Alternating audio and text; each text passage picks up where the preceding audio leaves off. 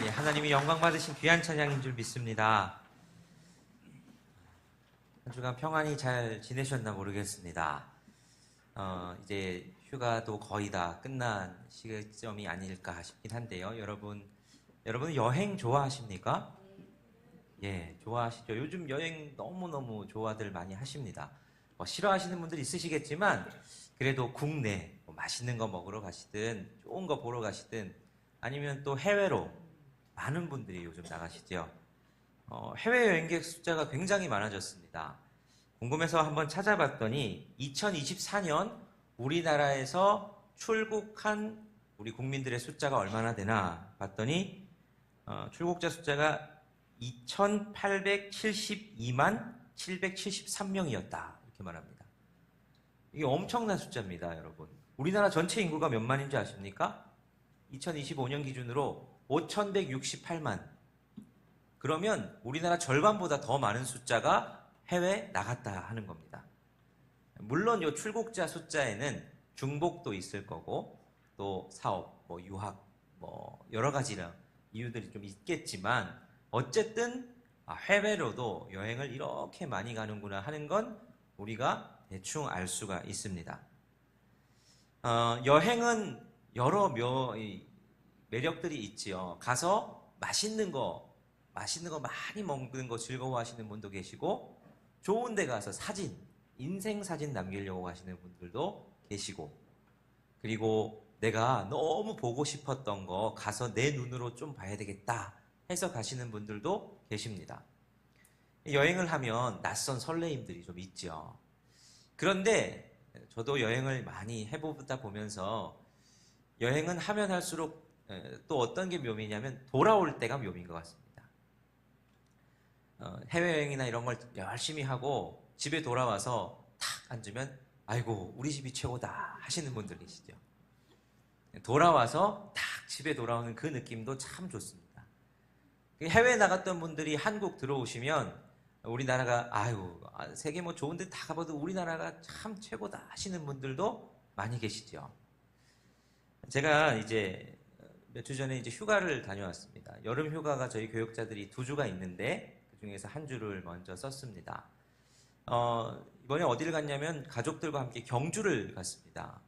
이제 제 아들이 곧 이제 역사책에서 배울 것들을 조금 먼저 보여주면 좋겠다 하는 생각에 경주를 갔는데 경주 가니까 옛날 생각이 났습니다. 수학여행 때 갔던 생각.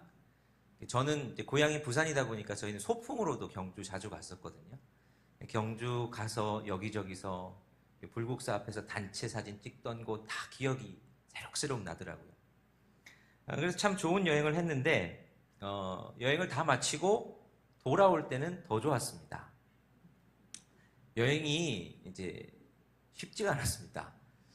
제 아내가 여행 가기 전에 엄지발가락이 이제 골절돼가지고 방깁스를 했습니다. 근데 이제 예약도 해놨고 아이한테도 이제 보여줘야 되겠기에 어떻게 여행을 할까 하다가 휠체어를 대여를 했습니다. 그래서 휠체어를 제가 끌면서 첫째 날, 둘째 날에는 그렇게 비가 많이 왔습니다. 밑에 지방에.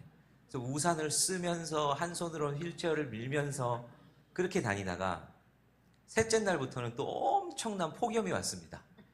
그래서 또 양산을 들고 또 햇볕을 피하면서 그렇게 다녔습니다. 그래서 아내가 못 가는 데는 아들이랑 저랑만 올라갔다가 보고 오고 그렇게 했는데 그렇게 하고 오니까 좋은 거 구경하고 맛있는 거 먹고 좋았는데 집에 돌아오니까 더 좋더라고요. 그래서 돌아올 때가 있는 것이 참 좋습니다. 여행이라는 게 여러분 그렇습니다. 여행은 돌아올 곳이 있을 때에야 즐거운 여행을 할 수 있지 않나 싶습니다. 여러분 만약에 여러분들이 여행을 하는데 돌아갈 곳이 없는 채로 여행을 한다 하면 여러분들은 어떨까요? 마음에 안정감이라기보다 다음엔 또 어디로 가야 되나 내가 어디 머물러야 되나 하는 막연함과 불안감이 있을 겁니다.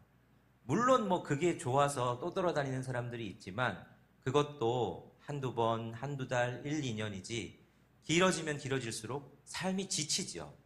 안정감이 없기 때문입니다. 내가 이 여행을 마치고 돌아갈 곳이 있다라는 것이 사람에게 얼마나 큰 안정감을 주는지 모릅니다. 자, 그런데 돌아갈 곳이 없이 떠돌게 되면 그런 삶에 여러 가지 일들이 많이 생기죠. 우린 그렇게 정처 없이 떠도는 사람들을 부르는 말이 하나 있습니다. 그게 바로 나그네라는 말입니다. 나그네를 사전적 의미로 살펴보면 이렇습니다. 자기 고장을 떠나 다른 곳에 잠시 머물거나 떠도는 사람이라고 나그네를 정의합니다.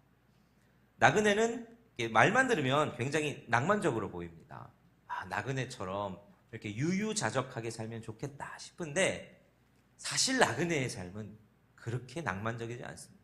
굉장히 고단합니다. 말이 좋아 나그네지 거의 산거지꼴 하고 돌아다니는 사람들이 나그네입니다.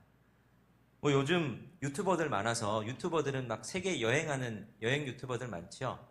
근데 그 사람들은 돈이 좀 있거나 아니면 유튜브 영상 통해서 수익을 많이 벌기에 여기저기 좋은 거 많이 먹어 다니면서 좋은 것처럼 보이지만 그렇게 유튜버로 돈 벌면서 여행하는 거 쉽지 않죠. 또는 그 사람들도 여행이 길어지면 지치기 마련입니다. 돌아갈 곳이 없이 그렇게 계속 떠돌아다니는 삶은 참 힘들고 고통 중에 있는 삶입니다. 하나님이 이스라엘 백성들에게 말씀하시죠. 너는 나그네를 잘 대접해라. 왜냐하면 너희도 나그네 됐던 것을 기억해야 하기 때문이다. 이렇게 말씀하십니다. 나그네는 사회적 약자입니다. 구약시대 때 고아와 과부와 나그네, 객 이런 사람들은 사회적으로 돌봄을 받지 못하는 그 지역에 어떤 혜택도 받지 못하는 약자 중에 약자입니다. 그게 나그네라는 존재입니다. 자기가 머무는 곳이 아니라 계속 떠돌아야 하는 삶, 여러모로 고단한 삶이죠. 자, 그런데 오늘 본문으로 넘어오면 오늘 본문을 쓴 베드로 사도는 하나님의 백성들에게 편지를 보내면서 그들을 뭐라고 지칭하느냐? 흩어진 나그네라고 지칭을 합니다. 자, 우리 오늘 본문 베드로전서 1장 1절 말씀을 같이 한번 읽어보겠습니다. 시작. 예수 그리스도의 사도 베드로는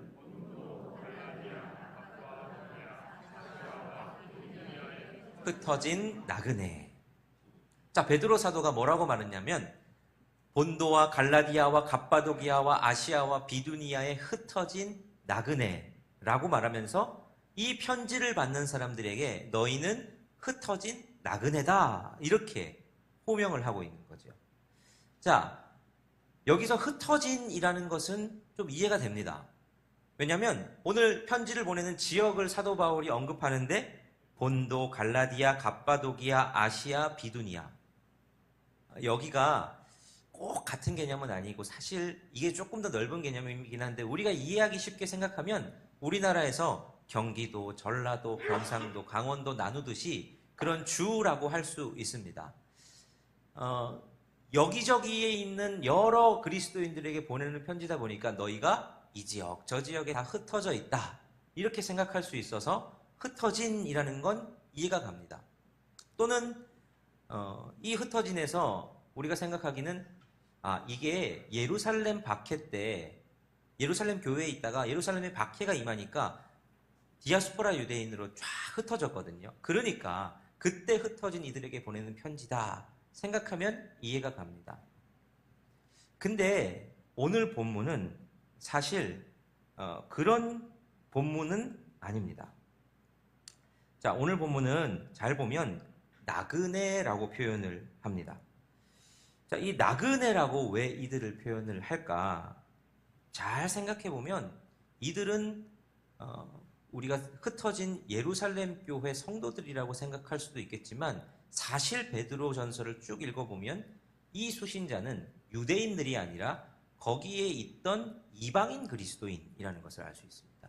대부분 이방인의 그리스도인들이죠. 이방인 그리스도인이라는 건 뭘 뜻하는 겁니까? 이들이 거기가 고향일 가능성이 훨씬 높습니다. 그러니까 떠돌아서 거기에 계속 떠돌고 있는 사람들이 아니라 우연히 자기의 갈 곳을 잃어서 거기 있는 사람들이 아니라 거기에서 원래 태어나서 원래 살았던 사람들, 그 사람들을 말하는 걸 수 있죠. 그렇다면 나그네라는 표현은 잘 어울리지 않습니다.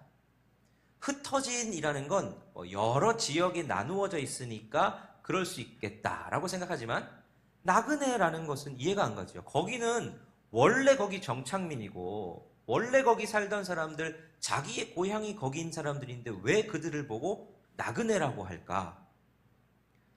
그 이유는 베드로 사도가 이들에게 단순히 그들이 외적인 상황을 말해주는 게 아니라 그들의 정체성을 알려주고 싶기 때문입니다. 처음 베드로 전서를 시작하면서 그들에게 정체성을 부여합니다. 너희가 흩어진 나그네다 라는 것이죠. 사실 이 정체성이라는 말은 나그네랑은 안 어울리는 말입니다. 여러분, 나그네야말로 정체성의 위기를 겪는 사람입니다. 나그네는 여기저기 떠돌아다니는 사람이지요. 그러니까 자기가 한 곳에 머물러서 나는 여기 사람이다, 나는 이런 뿌리를 가지고 있다라고 말하기가 뭔가 애매한 사람이 나그네입니다. 나그네는 정체성에 있어서 위기, 혼란을 겪지요. 그런데 불구하고 베드로 사도는 이들을 향해서 너희는 흩어진 나그네다라는 정체성을 부여합니다.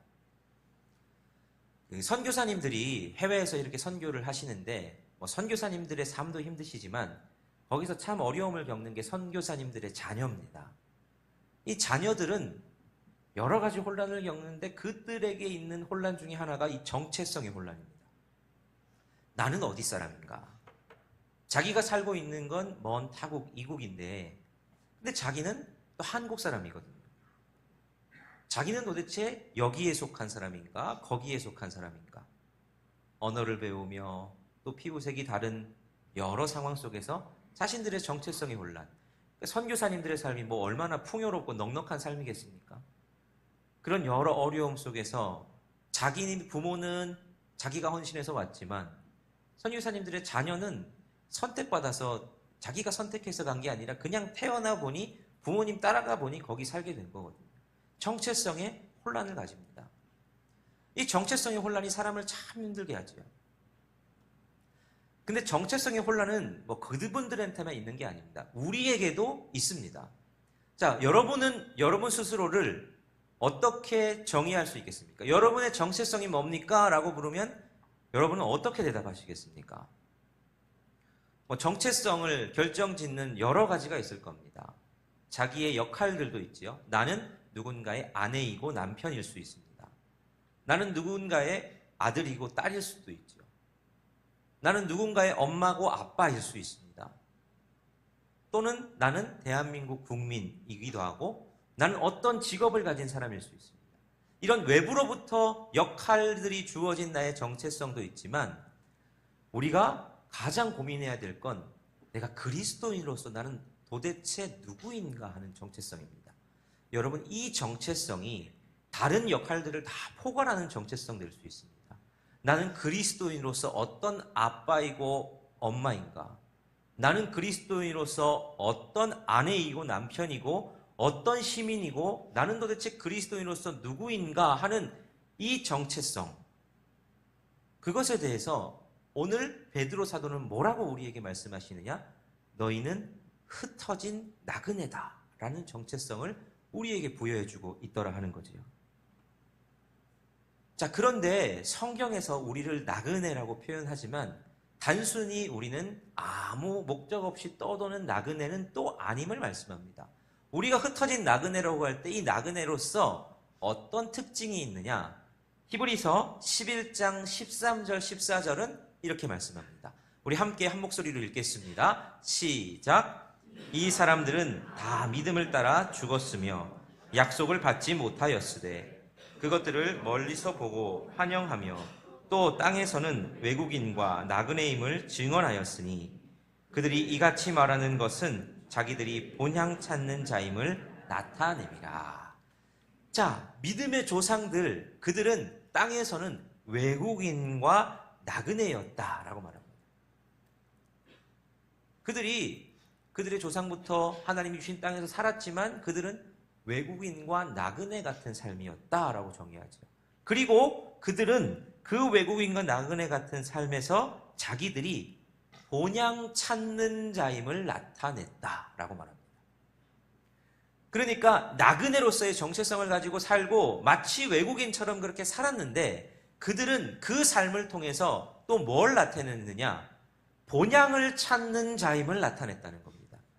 그러니까 우리는 나그네인데 그냥 정처 없이 아무런 목적지 없이 떠도는 나그네가 아니라 본향이라는 목적지를 찾아가는 나그네다라는 것이 우리의 정체성이라는 겁니다. 본향, 원래 내 고향, 내 근원, 그게 뭐냐? 하나님 나라죠. 그리스도인에게 있어서 본향은 하나님 나라입니다. 하나님 나라를 향해서 뚜벅뚜벅 이곳저곳 거치며 모든 삶의 여정을 살아가는 것이 그리스도인의 삶의 정체성이다라고 성경은 우리에게 말씀해주고 계신 겁니다.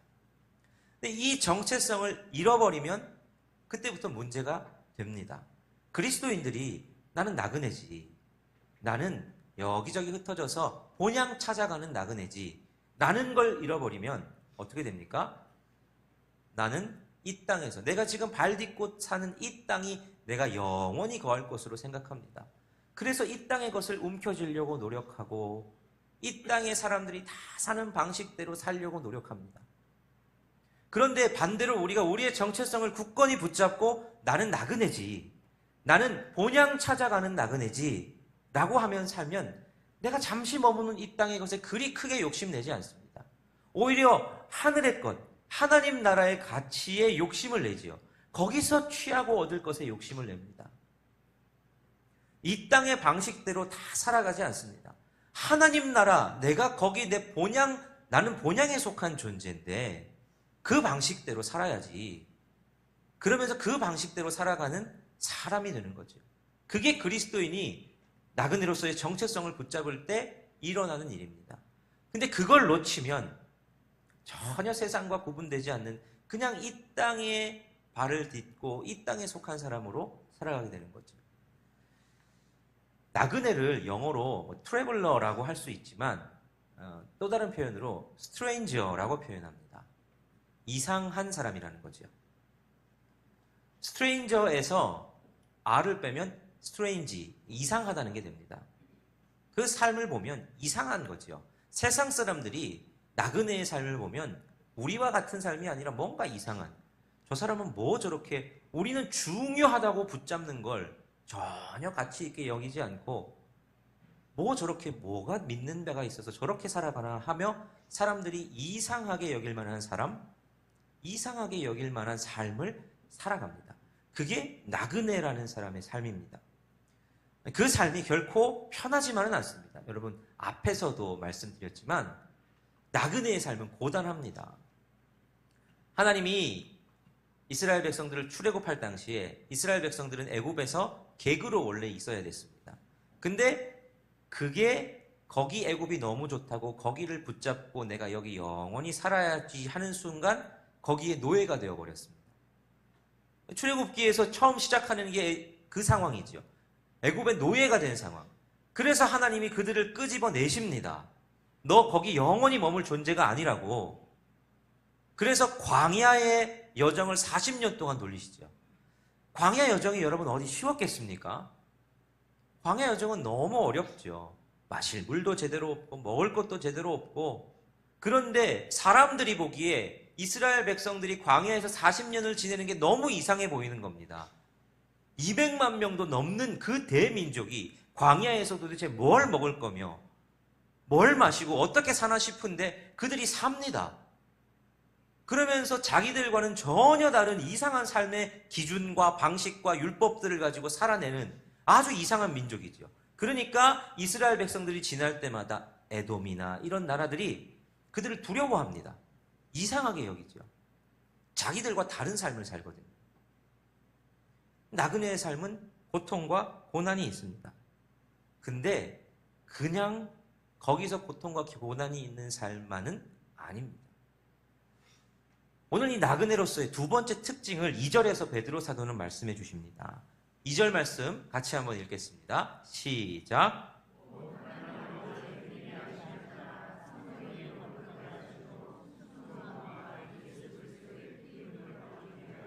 택하심을 받은 자들에게 편지하노니 은혜와 평강이 너희에게 더욱 많을지어다. 자, 흩어진 나그네라고 1절을 마무리하면서 2절에서 곧 하면서 흩어진 나그네가 도대체 어떤 사람이냐로 2절에 정리하는데 결국은 흩어진 나그네는 택하심을 받은 자들이다 라고 말합니다. 우리는 흩어진 나그네인데 그냥 아무렇게나 너희 알아서 살아라 라고 흩어져서 내버려진 나그네가 아니라 택함을 받은 거라는 겁니다. 우리가 나그네로서 본향을 찾아가는 이 순례의 길, 이 삶에서 우리는 그 삶으로 택함, 곧 부르심을 받은 사람들이라는 거죠. 근데 그냥 부르심 받은 거 아닙니다. 뭐 성적 좋은 사람 뽑은 것 아니고 선착순으로 뽑은 것도 아니고 그냥 무작위로 뽑은 것도 아닙니다. 오늘 2절 말씀을 보면 미리 아심을 따라 했답니다. 우리를 미리 아시고 우리의 모든 것들을 다 아시고 우리를 택하셨다는 겁니다. 그리고 우리에게 그 사명을 주셨다는 겁니다. 너희 나그네로서 살아라. 너희 이 땅에서 그냥 정착해서 이 땅의 사람들과 똑같이 죄악에서 세상 사람들이 살아가는 방식으로 살지 말고 내가 너희를 택한 건 너희는 좀 다른 사람, 이상하게 보일 수 있는 삶이지만 좀 다른 삶, 나그네로서의 삶을 살라고 내가 너희를 택했다라고 오늘 베드로 사도는 말씀하고 계신 거죠. 하나님은 베드로 사도를 통해서 우리에게 그걸 알려주시는 겁니다. 뭐 우리가 잘나서 뭐 우리가 다른 사람보다 뭐 뛰어나서 그랬다기보다 하나님이 우리를 하나부터 열까지 다 아시고 사랑하시고 그 삶으로 부르셨지. 그리고 우리는 그 나그네로서 좀 이상한 삶이지만 그 삶을 살아내면서 본향을 향해 가는 삶을 살면서 주변 사람들에게 이 나그네로서의 삶으로 초청을 하는 겁니다. 거기 머물지 마십시오. 같이 갑시다. 초청하는 거죠.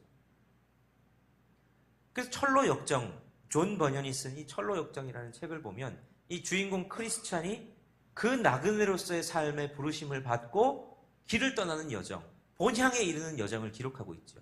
가면서 가다가 주저앉아서 거기에 콕 눌러앉는 사람도 보고 함께 가다가 여러 일들을 많이 만나는 것들도 기록합니다. 그게 그리스도인의 삶입니다. 이 땅에 머물고 이 땅의 것들을 꽉 붙잡고 사는 사람이 아니라 본향을 향해 가면서 본향의 가치를 붙잡고 사는 사람, 여러분 그게 그리스도인이다 하는 겁니다. 그래서 이 나그네를 다른 말로 표현하면 순례자라고 할 수 있습니다.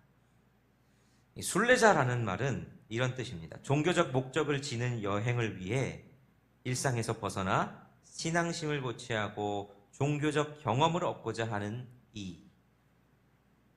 그러니까 여행의 목적이 종교적이라는 겁니다. 하나님 때문에 내 삶에 있던 자리를 벗어나서 하나님 만나고 하나님의 가치를 깨닫기 위해서 걸어가는 모든 여정을 걸어가는 사람을 순례자라고 합니다. 우리가 바로 순례자라는 거죠. 그냥 이 땅에 머물고 이 땅에서 좋은 거 먹고 마시고 누리다가 끝나는 인생이 아니라 우리는 가야 할 곳이 있는 인생이라는 겁니다. 본향이라는 곳을 찾아가는 거. 그래서 와서 좋은 거 예배 나와서 그냥 좋은 말씀 듣고 세상에서 똑같이 살아가면서 성공을 추구하는 삶만이 아니라 하나님 나라의 가치를 볼 줄 아는 사람, 그 사람을 하나님께서 찾으시고 우리에게 그 정체성을 부여하고 계신다 하는 거죠. 이런 인생을 잘 표현해준 찬양이 하나 있는데 바로 순례자의 노래라는 찬양입니다. 제가 어려서부터 많이 들어왔던 찬양인데 순례자의 노래라는 찬양의 가사를 보면 이렇습니다. 저 멀리 뵈는 나의 시온성, 오 거룩한 곳 아버지 집, 내 사랑하는 집에 가고자 한 밤을 세웠네. 저 망망한 바다 위에 내 몸이 상할지라도 오늘은 이곳, 내일은 저곳 주 복음 전하리. 아득한 나의 갈 길 다가고 저 동산에서 편히 쉴 때 내 고생하는 모든 일들을 주께서 아시리. 빈들이나 사막에서 이 몸이 고날지라도 오 내 주 예수 날 사랑하사 날 지켜주시리. 이게 순례자의 마음을 잘 표현합니다. 빈들이나 사막에서 내 몸이 고날 때도 있고 저 망망한 바다 위를 떠도는 것 같은 때도 있어도 내가 가야 할 곳이 있음을 알고 그곳까지 주님이 날 사랑하셔서 지키실 것을 믿기에 묵묵히 걸어가는 삶. 오늘 저와 여러분들이 그런 나그네의 삶을 살면 좋겠습니다. 우리가 흩어진 나그네, 그러나 택하심을 받은 나그네라는 것을 알고 이 한 주간 여러분의 삶을, 나그네의 삶을 살아가시는 저와 여러분이 되시면 좋겠습니다. 그리고 그렇게 한 주를 살다가 다시 주일에 또 모여 우리가 흩어졌던 나그네가 다시 나그네임을 서로 기억하는 모임으로 예배하고, 그리고 또 흩어지고, 그렇게 함께 본향을 찾아가는 여정을 살아가면 얼마나 좋을까요? 이 한 주간 그렇게 살기를 결단하고 다짐하시며 우리 함께 찬양으로 결단하시겠습니다.